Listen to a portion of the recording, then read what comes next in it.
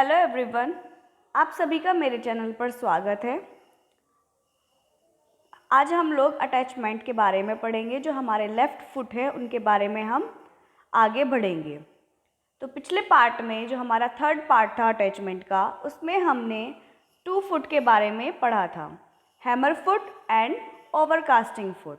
तो I hope आपने देखने के बाद अच्छे से समझ में आ गया है वो।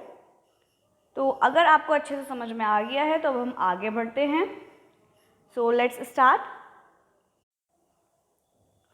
आज हम रफलिंग फुट के बारे में पढ़ेंगे कि रफलिंग फुट होता क्या है, किस तरीके से ये वर्क करता है। तो पढ़ते हैं हम आगे। It easily makes and attaches ruffles on different types of fabric and finish the fabric edges.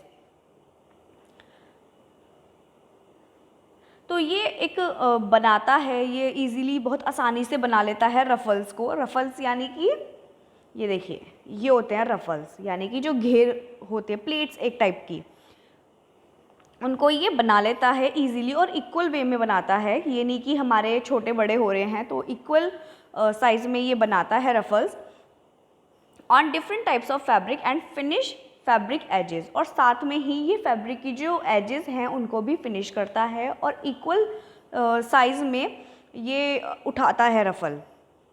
Ruffle यानी कि चुन्नट उठाता है इक्वल वे में।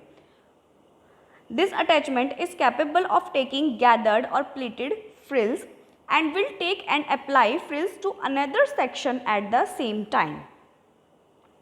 तो जैसे कि अभी मैंने बताया कि जो ये अटैचमेंट है, जो ये हमारा रफलिंग फुट है, ये गैदर बनाता है और हम कह सकते हैं कि प्लेट बनाता है, क्योंकि प्लेट चौड़ी होती हैं, गैदर छोटे होते हैं। तो ये फुट के ऊपर डिपेंड करते हैं कि हम कौन से साइज़ का फुट लगा रहे हैं, हमें कितनी स्पेस की गैदर चाहिए या प्लेट चाहिए, इन्वर्टेड बॉक्स प्लेट चाहिए कि अनइन्वर्टेड चाहिए।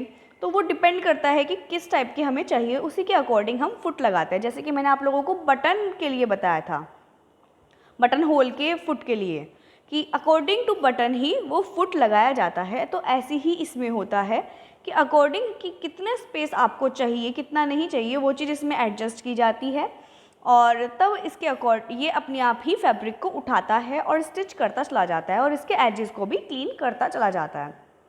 तो ये एक टाइप की फ्रिल बना लेता है फैब्रिक में। It is useful in making children's clothes and curtains. तो ये चिल्ड्रन के जो बच्चों के जो कपड़े होते हैं, आपने देखा होगा ज़्यादातर बच्चों के कपड़ों में रफ़ल्स मिलती हैं, चुन्नटें मिलती हैं, गैदर्स मिलती हैं।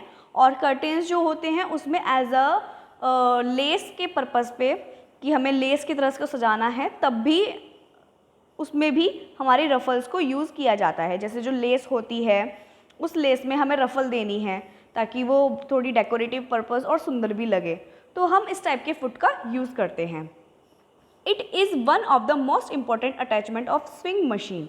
ये सबसे ज़्यादा इम्पॉर्टेंट अटैचमेंट है, क्योंकि जो इस टाइप की लेस होती है, जो गैदर है, जो प्लेटेड है, वो नॉर्मली ज़्यादातर सब ही गारमेंट्स में मिलती है, चाहे बच्चे का हो, लेडीज़ की या ओल्ड एज की, कोई भी किसी भी टाइप के हों, उनमें सब में मिलती है ruffles. Reflects a great deal of credit upon the inventors of this remarkable time and money saving bit of steel. अब देखिए, जब हम लोग हाथ से करते हैं, जैसे हमारी नॉर्मल जो डोमेस्टिक मशीन्स होती हैं घर पे, उनमें हम करते हैं तो हमें बहुत टाइम लगता है। पहले मार्क करो इक्वल इंचज़ पे, देन उसको फोल्ड करो, प्लेट बनाओ, और प्लेट में भी ये देखो कि ऊपर नीचे ना हो जाए, अदरवाइज़ वो ऑकवर्ड लगेगी। आफ्टर स्टिचिंग आपको दोबारा खोलनी पड़ेगी, 2-3 सिलाई लगानी पड़ती है ताकि वो आप जब फाइनल स्टिच करो तो वो खुले ना अपने उससे। तो इन सब चीज़ से टाइम वेस्टेज जो है, टाइम वेस्ट जो होता है हमारा, और जो हमारी मेहनत लगती है, उन सब चीज़ को सिक्योर करता है, उन सब चीज़ को बचाता है, और तब ये अपने आप से वर्क करता है। इसलिए यहाँ पे इसको money saving bit of still बोला गया है, time and money saving. The method of using this attachment varies with different machine. तो डिफरेंट मशीन में हम इस अटैचमेंट को यूज़ कर सकते हैं, लेकिन घरेलू जो मशीन होती हैं उनमें हम इनको यूज़ नहीं कर सकते, क्योंकि इनके इस टाइप के टूल्स के लिए, इस टाइप के फुट के लिए हमें स्पेशल मशीन्स चाहिए होती हैं जो कि रफ़ल मशीन ही होगी। स्पेशली ये जितने भी मैं आपको टूल्स पढ़ा रही हूँ इनकी मशीन्स भी होती हैं, ब्लाइंड हैम मशीन होती है और निडल्स पढ़ाई हैं जो मैंने आप लोगों को, उन निडल्स में भी हमारे उसी के अकॉर्डिंग मशीन्स होती हैं, तो उन्हीं की ही ये सब अटैचमेंट्स हैं। जैसे ब्लाइंड फुट है तो ब्लाइंड मशीन में ही जिसमें ये वर्क होता है उसी में ये फुट अटैच किया जाएगा, इसी की नीडल अटैच की जाएगी। तो ये सारी चीज़ अकॉर्डिंग पूरे का पूरा मशीन का सेटअप होता है जो कि हम अलग अलग पार्ट में पढ़ रहे हैं। देन नेक्स्ट फुट आता है हमारा zipper foot. It is the footer used for attaching mainly zips and snap tape. Zipper foot has a narrow toe foot which gives more precision and visibility. The foot needs to be adjusted to right or left to stitch both sides of the zip. This foot also attaches decorative cording and piping. There are two kinds of zipped foot attachment, one with an adjustable foot and the other with a non-adjustable foot. तो देखो ये है हमारा foot, ये है हमारे foot जो zip foot है। इसमें क्या होता है, ये वाला जो फुट है हमारा, ये वाला फुट, ये हमारा डोमेस्टिक फुट है जो नॉर्मली हर घर में, जो हम जैसे कॉलेज में जो हमारी मशीन है एल्योर मशीन, तो उस मशीन में भी हमारा इस टाइप का फुट लग जाता है। तो ये हमारे जिप फुट होते हैं जो डोमेस्टिक मशीन के लिए आते हैं, यानी कि ये हर मशीन में लग जाते हैं ईजीली। लेकिन जो हमारे इंडस्ट्रियल फुट होते हैं ये जल्दी से किसी हर एक मशीन में नहीं लगते हैं। तो देखो ये कितने टाइप के हमारे फुट हैं, 1 2 3 4 5 6 7 8 9 10, ये 10 टाइप के मशीन हैं और 11th जो हमारा डोमेस्टिक है। तो ये कुछ अलग अलग टाइप के फुट हैं, इनका आप देख रहे होंगे कि सबका पॉइंट अलग अलग है। ये देखिए ये 2 वाला है जिसमें जैसे हमारी जो जिप होती है उसमें बीच में हमारा खुलने का होता है और साइड में सिलाई होनी होती है, जो जैसे कि हमारी जो इनविजिबल जिप जो होती हैं उस टाइप की जिप में ये लगता है। तो मतलब हर जिप के लिए, हमारी जिप भी तो काफ़ी टाइप की होती हैं, ये हम ट्रिमिंग में पढ़ेंगे। हमारी जो जिपर्स होती हैं वो भी कई वैरायटी की होती हैं, तो कौन कौन सी वैरायटी होगी वो हम अपनी ट्रिमिंग वाले टॉपिक में पढ़ेंगे। तो ये हमारे कई तरह के फुट हैं जो हर अलग अलग जिप के लिए इस्तेमाल किए जाते हैं।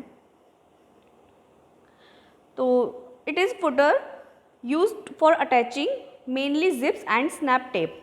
तो जो स्नैप टेप होती हैं और जो हमारे जिप्स होते हैं उनको अटैच करने के लिए इन फुट को इस्तेमाल किया जाता है।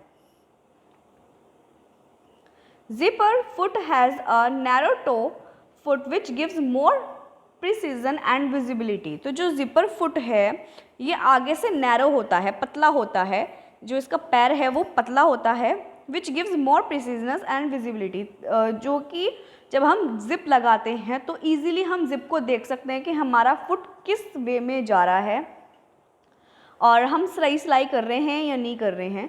तो इजी विजिबिलिटी होती है और काफ़ी अच्छे से फिनिशिंग भी आती है, हमें ज़्यादा मेहनत करने की ज़रूरत नहीं पड़ती है। The foot needs to be adjusted to right और left to stitch both sides of the zip. ये चीज़ हर फुट के साथ होती है, हमें राइट और लेफ़्ट तो करना ही पड़ेगा। जैसे हमें जिप में दोनों साइड करनी होती है स्टिचिंग। जस्ट इमेजिन कि ये हमारी जिप है और ये हमारा इसका फैब्रिक है, तो इसमें हमें यहाँ पर भी स्टिच की ज़रूरत है और यहाँ पर भी स्टिच की ज़रूरत है। तो जब हम यहाँ पर स्टिच कर चुके होते हैं तो हमें अपने फुट को, जो फुट लिफ्टर होता है उसकी मदद से फुट को उठाना होगा and then change the side, हमें साइड को चेंज करना होगा एंड देन इस साइड हमें सिलाई करनी होगी। तो ये चीज़ तो हमें करना ही होगा, बाकी जो काम होता है जिप लगाने का वो मशीन अपने आप कर लेती है। ये हमारे 2 तरह के जिप फुट होते हैं। जो फर्स्ट जो है वो है एडजस्टेबल फुट, जो एडजस्ट हो जाता है। सेकंड आता है हमारा नॉन एडजस्टेबल फुट, जो जल्दी से एडजस्ट नहीं हो पाता, मतलब उसमें हमें खुद ही एडजस्ट करना पड़ता है।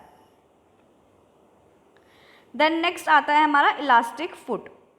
तो ये देखिए, ये वाला है हमारा इलास्टिक फुट। इसका ये है जूम पिक्चर। ये आप देख पा रहे होंगे कि ये थोड़ा जिगजैग वे में है। जिगजैग वे में इसलिए है ताकि जो हमारी इलास्टिक है वो इस तरीके से करके हमारी निकले। और हमारा जो इलास्टिक है, क्योंकि अगर कभी देखना आप, अगर आप लोगों ने स्टिचिंग की होगी तो जब इलास्टिक जो है अगर आप उसको बीच में से सिलाई कर दोगे तो वो बेकार हो जाएगी।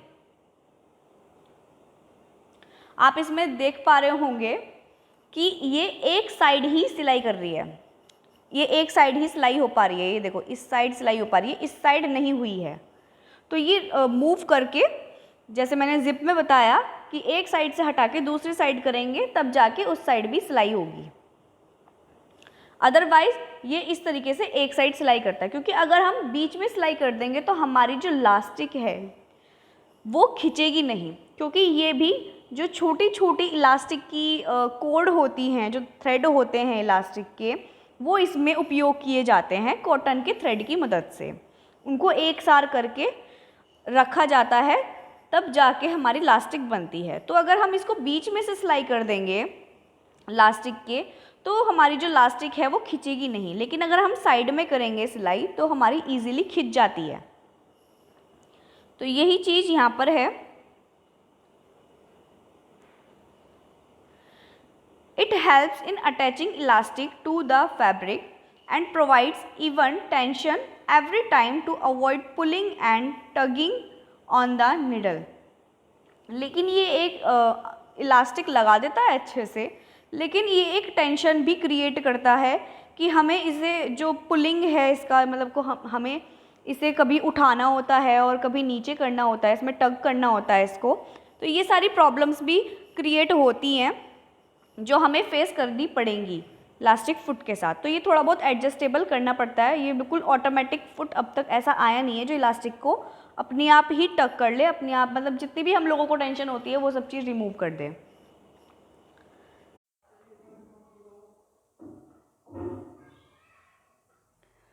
तो अब हम अपनी वीडियो को यहीं एंड करते हैं।